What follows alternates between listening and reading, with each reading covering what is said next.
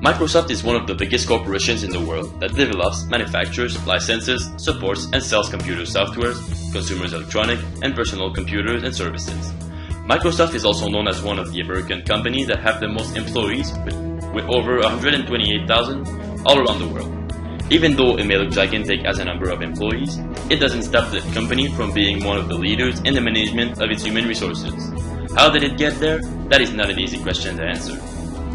In this video, I'll be explaining some of the different aspects that explain the success of Microsoft in this part of business. In fact, I'll be explaining the differences and the similarities between the theory of the book Essentials of Managing Human Resources and the management of the employees at Microsoft. Those similarities will be made from Chapter 2, which is called Legal Framework of HR, where I will explain the types of equal opportunities that Microsoft is trying to offer to all its employees, and also the standards that the company always try to respect while managing them.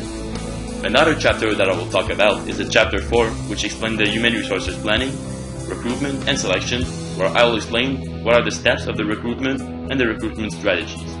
Finally, the aspects of Chapter 5 that I will approach are the different kinds of training, the specialized career development needs, and the benefits that have a positive effect on the development of Microsoft employees. First of all, it is important to know that Microsoft encourages diversity and has created several measures to make sure that each of its employees, no matter where they are from, will feel at their place and will be respected by other members of the organization. To help its employees to feel better, the company of Microsoft has created many groups where all the employees with a common characteristic could gather and talk about what they live. For instance, they could give some tips to other friends that are living the same problems than they do. This initiative has been taken to release the employees and make sure that they are heard. There are groups for people from different nationalities, from different religions, from different sexual status, even for women and for parents. Here's a little video that explains the importance that Microsoft gives to women as opposed to other companies.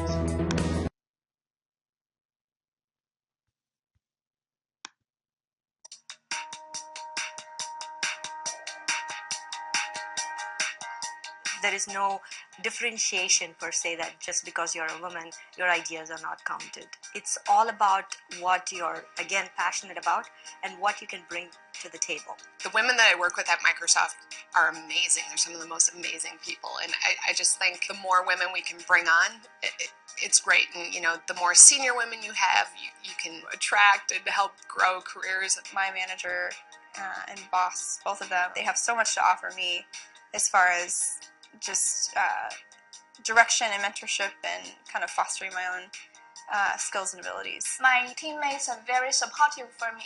They want you to have the potential to grow in many ways. A lot of opportunities here to grow as an individual contributor, or if you want to manage people, and there are lots and lots of learning opportunities. Women have very distinct life stages to be successful in their careers. There are a lot of women where we can peer mentor and learn about how they achieved a work-life balance. I have a 2-year-old and I have a very busy job. I have a big team and I have good work-life balance. A lot of tools and mechanisms that we have available to us that allow folks to maintain a happy home life, because we realize that's part of what's going to allow you to be successful here. There's a great place at Microsoft probably for everyone. It's just such a big and diverse company. But in online services in particular, we're looking for people who are hungry, people who are ambitious, people have great ideas that they really want to realize. So if we have more women, we have more diversity, we're going to be even stronger than we are now.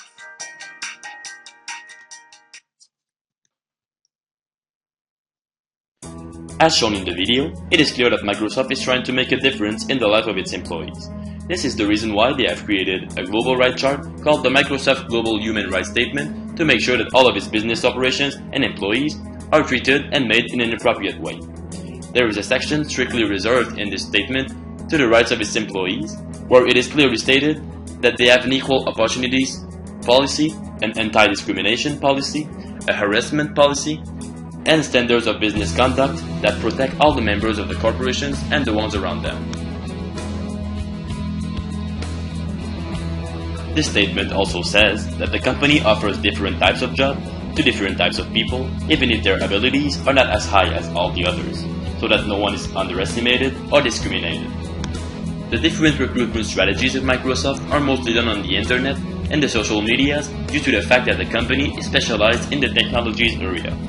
The first way found by the company to attract people who wanted to work at Microsoft was to create a page specifically for jobs on one of the most consulted social medias, which is Twitter.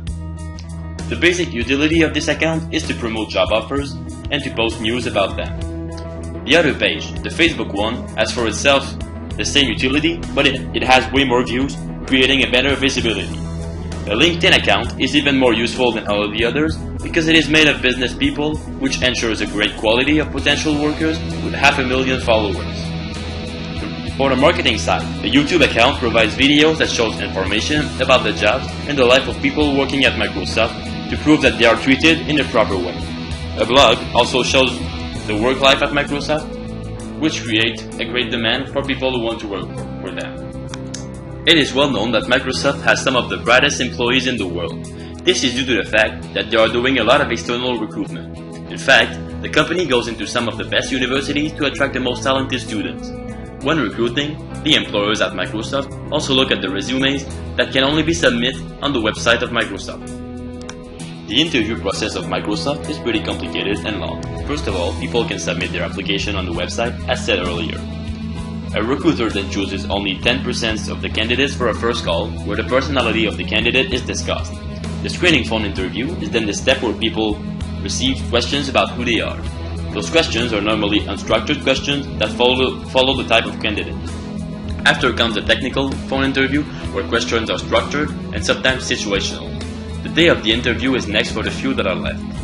This consists of back-to-back interviews of 1 hour with situational and behavioral questions. The last ones finally have a last interview at the end of the day that is called an as-appropriate interview. The last step is the offer that is made to the most exceptional candidate that fits the most with the job that is offered. Microsoft normally uses its own training programs to train more than thousands of employees all over the world. Most of them are computer-based programs due to the fact that the industry is constantly changing, so a lot of updates have to be transmitted and made to the system and the employees. One of the biggest goals in Microsoft's management of employees is that they share their knowledge to develop a different kind of training. 2 major programs have been created to do so. First of all, there's a mentoring program that is made of older employees that share experiences and knowledge to younger ones.